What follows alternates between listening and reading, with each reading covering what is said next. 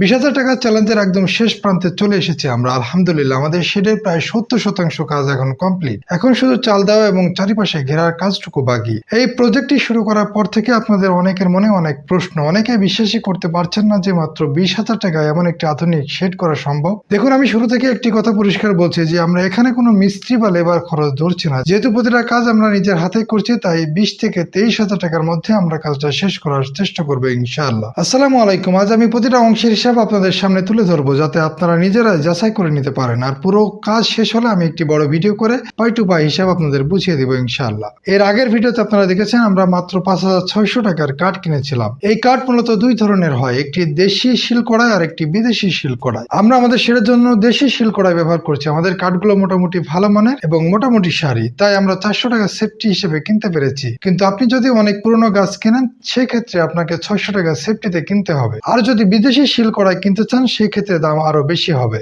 স্থান ভেদে এই দামগুলো একটু কম বেশি হতে পারে, তবে আমি আপনাদের সঠিক বাজার দরটাই দিচ্ছি, যাতে আপনাদের কেউ ঠকাতে না পারে। এবার আসি সবচেয়ে গুরুত্বপূর্ণ কারিগরি বিষয়ে। মাছার উপরে কাঠগুলো আমরা 6 সুতা পর পর ফাঁকা করে বসাচ্ছি। এই মাপটি খুবই সেন্সিটিভ। যদি ফাঁকা 6 সুতার বেশি হয়, তাহলে আপনার ছাগলের পা আটকে যেয়ে বড় দুর্ঘটনা ঘটতে পারে। আবারও যদি 6 সুতার কম হয়, সেই ক্ষেত্রে ছাগলের মল আটকে থাকবে। আমরা সর্বোচ্চ চেষ্টা করছি কাজটা নিখুঁতভাবে করার। এই মাপটি আপনারা যারা খামার করবেন তাদের সবসময় মাথায় রাখতেই হবে। কাঠগুলো যাতে নড়ে চড়ে না যায়, সেজন্য আমরা মজবুত পেরেক দিয়ে প্রতিটি বাটাম আটকে দিচ্ছি। এবার বাঁশের হিসাবটা দিই আপনাদের। এই শেডটি করতে মোট 12টা বাঁশ কিনেছি আমরা। প্রতিটি বাঁশ আমাদের পড়েছে 220 টাকা করে, অর্থাৎ মোট 2600 টাকার বাঁশ আমরা কিনেছি। যদিও 12টি বাঁশ এখনো লাগেনি, 3টা বাঁশ এখনো আমাদের হাতে আছে। যদিও বাকি কাজগুলো করতে এগুলো লেগে যেতে পারে। আমরা লিন্টনের উপরে প্রথমে মজবুত বাঁশের ফ্রেম করে নিয়েছি। এরপর সেই ফ্রেমের মাঝে কাঠের শক্ত ডাসাগুলো সাপোর্ট হিসেবে দিয়েছি এবং তার উপরে আমাদের এই চিকন বাটামগুলো পেরেক দিয়ে লাগিয়ে দিয়েছি।